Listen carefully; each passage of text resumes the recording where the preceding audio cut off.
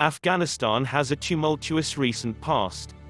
In the last 3 decades, the country has been occupied by communist Soviet troops and US-led international forces, and in the years in between has been ruled by militant groups and the infamous oppressive Islamic Taliban. Throughout the changing political landscape of Afghanistan in the last 50 years, women's rights have been exploited by different groups for political gain, sometimes being improved but often being abused. The Taliban are notorious for their human rights abuses.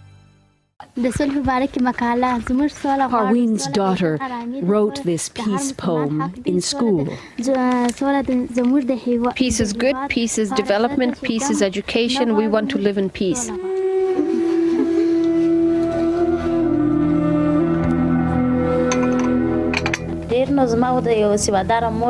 There's just hope that this phase will also pass and the future will be brighter for them, and with the education they'll have a better and a much more successful life than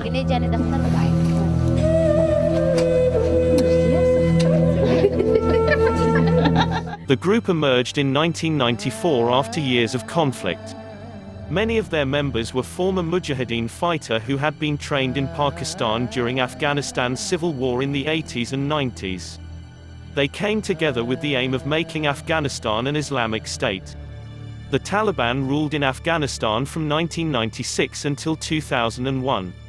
Before the conflict of the 1970s, the 20th century had seen relatively steady progression for women's rights in the country.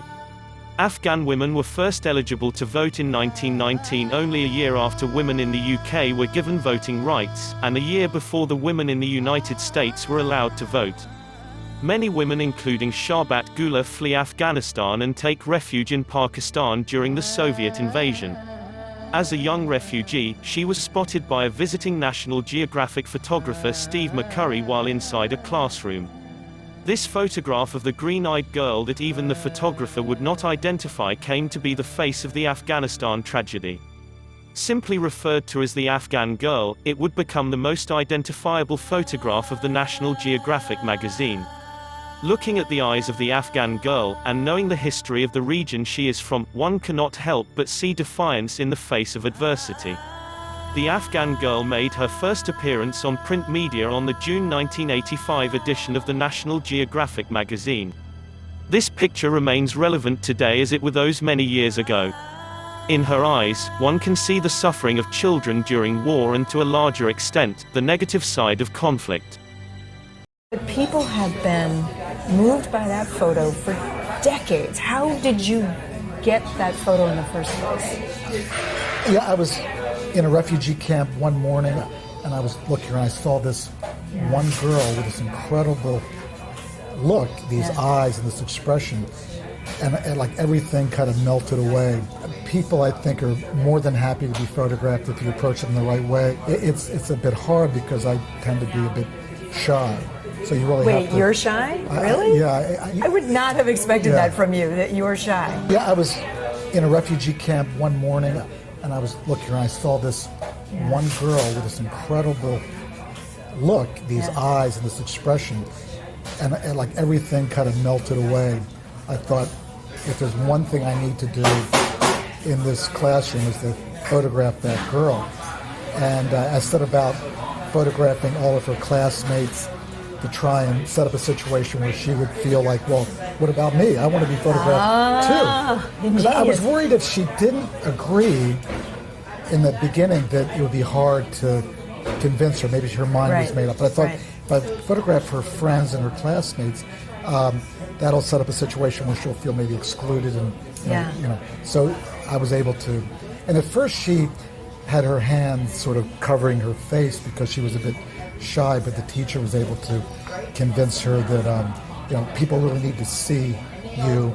You need to understand the situation because the Soviet Union has invaded our country, and all of the villages are being destroyed, and people need to know that because at that time there were like 3 million Afghans living in refugees up and down the border in Iran and different places. And that one photo, I mean, how do you describe it? It told a story.